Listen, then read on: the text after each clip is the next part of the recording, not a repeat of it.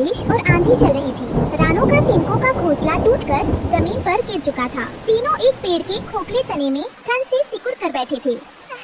माँ, ठंड लग रही है। मेरे पंख पूरे भीग गए हैं।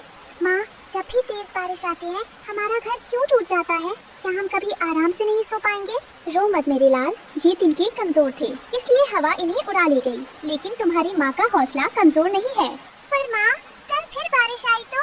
आज की रात आखिरी रात है जब तुम दोनों इस तरह ठंड में कांप रहे हो। ये तुम्हारी माँ का वादा है। कल सुबह सूरज निकलते ही मैं एक ऐसा घर बनाऊंगी जो ना बारिश में गलेगा, ना आंधी में उड़ेगा और ना ही कोई उसे तोड़ पाएगा। अगली सुबह रानो भोजन और घर बनाने की चीजें ढूंढते ढूंढते एक बहुत ऊंचे और खतरनाक पहाड़ पर पहुंच जाती है। वहाँ एक पुरानी गुफा के पास उसे कुछ चमकता हुआ दिखाई देता है। अरे, ये झाड़ियों के पीछे सूरज की रोशनी की तरह क्या चमक रहा है?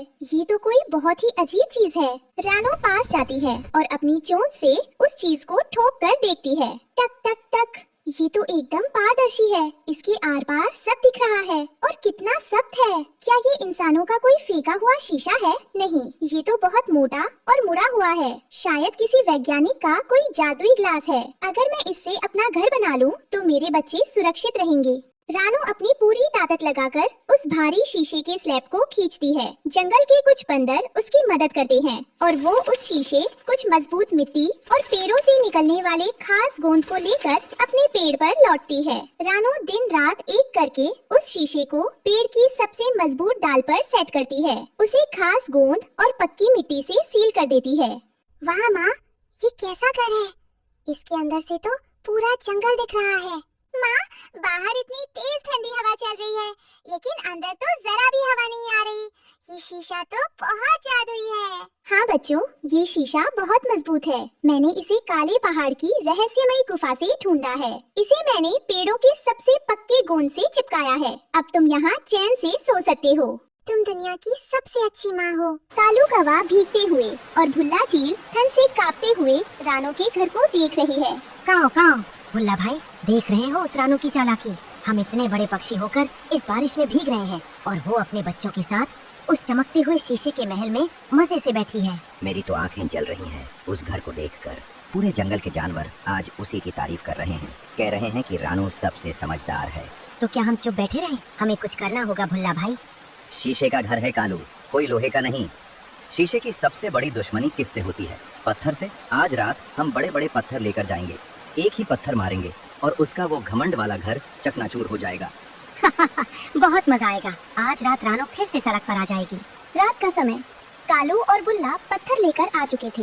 रानो ने उन्हें एक चुनौती दे दी थी। तेरी इतनी मजाल, ले फिर संभाल अपना घर। लू पूरी ताकत से एक बड़ा पत्थर शीशे की तरफ फेंकता है। टंग! पत्थर उस खास मुड़े हुए और मजबूत शीशे से टकराता है और विज्ञान के नियम के कारण छिटक कर 2 गुनी रफ्तार से वापस कालू कौवे के मुंह पर आ लगता है। बचाओ, मेरी चोंच टूट गई। उफ!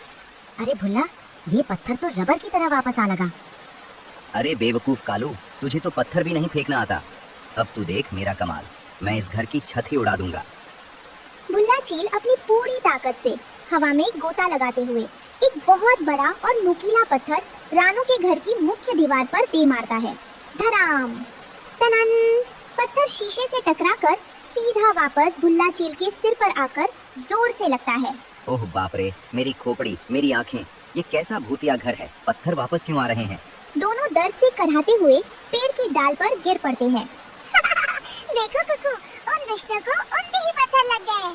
माँ, तुमने सच कहा था, ये घर नहीं हमारा रक्षक है। चलो बच्चों, अब आराम से सो जाओ। जब तक सच्चाई और मेहनत हमारे साथ है, हमें कोई आंधी या कोई पत्थर नुकसान नहीं पहुंचा सकता।